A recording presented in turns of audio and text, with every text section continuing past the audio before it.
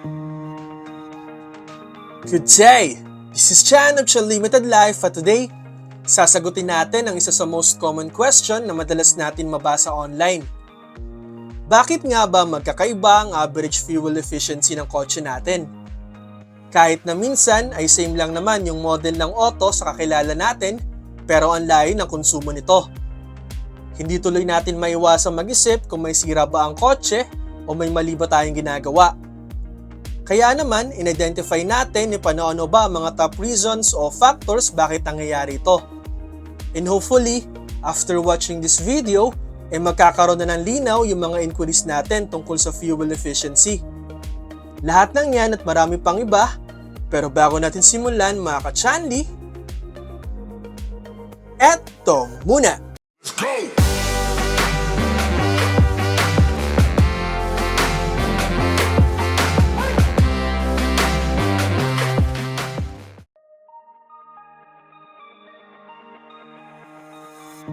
Sa totoo lang, napakaraming factors ang pwedeng maka-affect sa fuel efficiency ng kotse.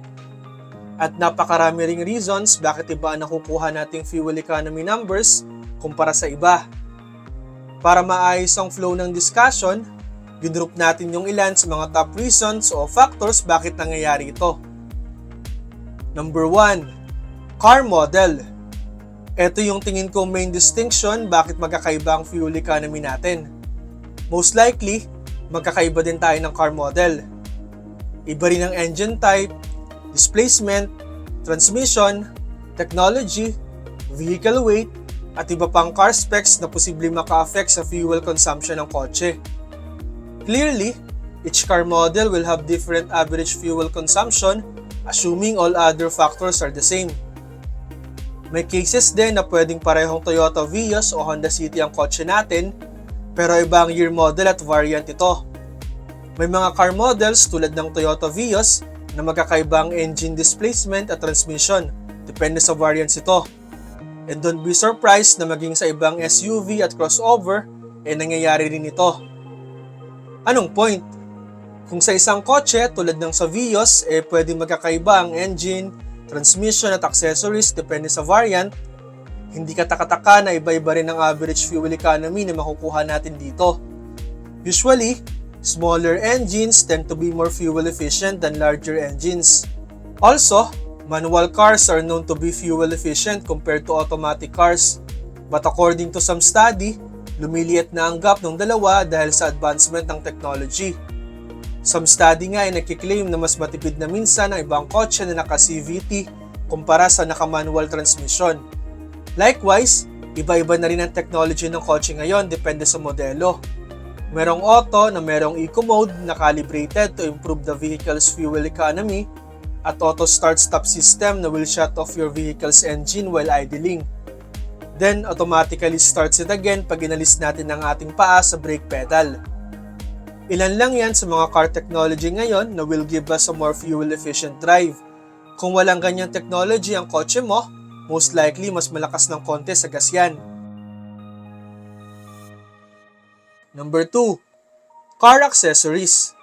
Some of us love to add accessories to our vehicle. May kasabihan nga na your car, your rules.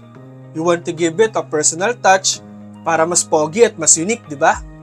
Yung ibang accessories na nilalagay natin ay may purpose naman, pero meron ding pang aesthetic lang. Kaya pwedeng same car model tayo, pero yung kotse mo ay loaded na accessories, yung sa akin naman ay hindi.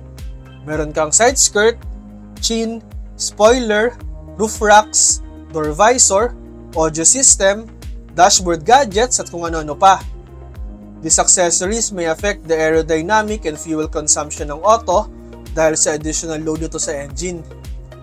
Similarly, isa rin sa mga paborito nating i-personalize ang aftermarket rims and tires. Apparently, iba ang konsumo ng kotse na may aftermarket wheels versus sa all-stock model na kadalasan i-calibrated to maximize fuel efficiency. Mas malayo ang specs ng aftermarket wheels sa stock, mas malaki ang chance na may difference sa gas consumption. Number 3, route or location. We also need to consider our location and routes of fuel efficiency. Saan ka ba madalas magmaneho? Sa city ba o sa province? Flat roads ba ang nadadaanan mo o malubak at medyo paahon? Marami bang humps? Puro expressway ba ang ruta mo? O madalas ka bang mag-long drive o puro short trips lang? Napakalaking factor ng location at ruta sa fuel efficiency. Kaya next time na may mag-humble brag sa fuel efficiency nila, don't feel bad. Baka naman kasi nag-long drive sila from SLEX to NLEX, kaya ang ganda ng efficiency numbers. Before we continue, kung may tanong kayo tungkol sa content natin today, pakipost lang sa comment section ng video na to. Huwag nyo rin kalimutang mag-like and subscribe sa ating Limited Life YouTube channel, TikTok at Facebook page para ma-notify ka sa mga updates.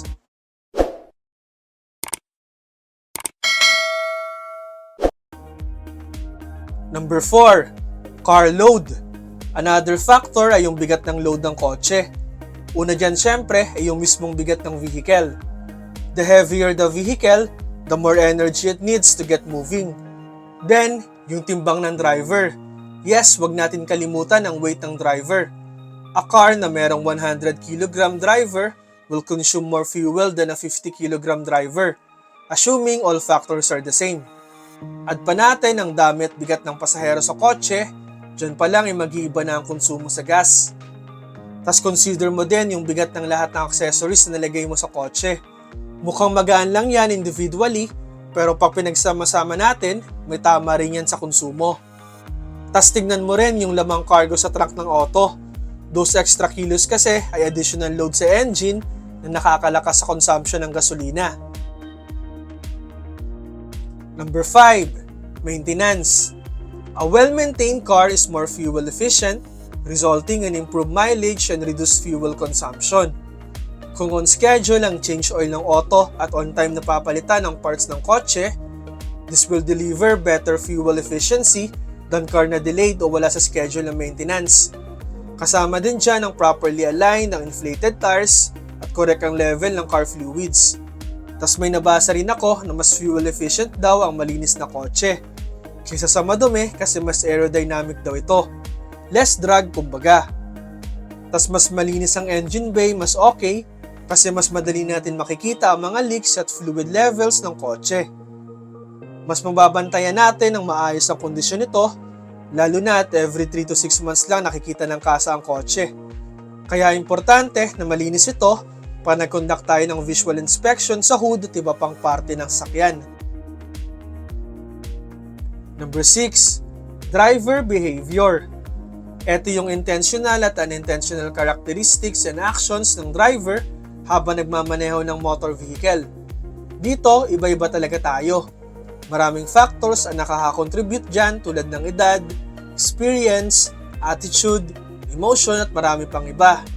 Kung kaskasero o aggressive driver ka at mahilig kang tumutok at malimit kang mag-change lane, this will greatly affect how we step on the gas and brake pedal and will ultimately hit the fuel economy.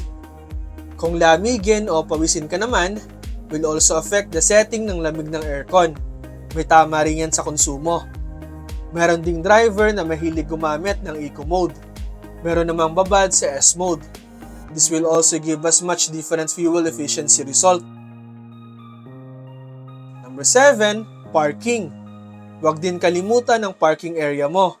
Merong sobrang sikip ng garahe na it will take us several maneuvers bago makapag-park ng maayos. Meron namang sobrang luwag kaya ang bilis lang ng pag-park nila. Imagine doing this every day. Hindi tayo masyadong aware pero maraming fuel na nakukonsume natin sa paghahanap ng parking at pagka-park itself.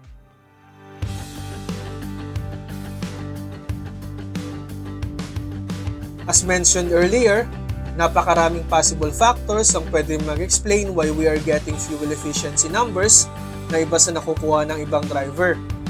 Over time, mananotice natin na our fuel efficiency will go up or down depende sa sitwasyon at panahon. At minsan, gusto natin malaman if normal ba yung konsumo natin sa gas o may mali na sa auto natin. Anyways, the best comparison na pwede natin gawin ay we compare it sa same year model o generation ng kotse natin.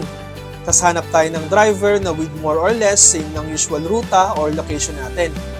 This will be a great evaluation ng fuel efficiency ng kotse dahil mas nagiging comparable ito dahil sa common variables.